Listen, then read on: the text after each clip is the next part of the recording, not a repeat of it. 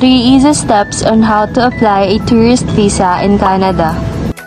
Do it yourself 3 easy steps for Filipino passport holder. Step 1. Check your requirements.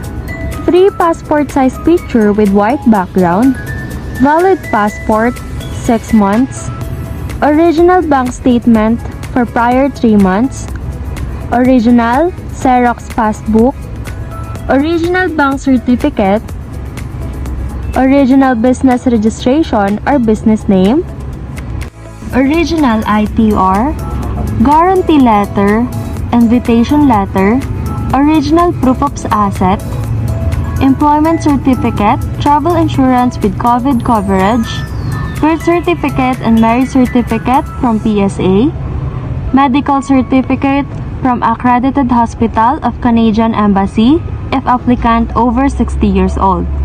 Processing time 1 month. Photocopy of all documents submitted. Step 2.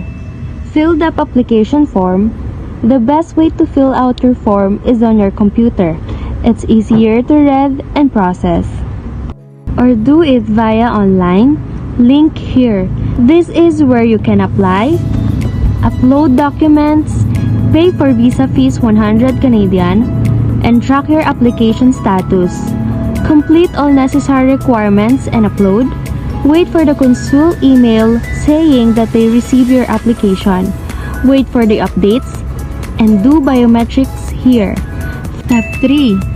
For walk-in. Book your appointment here.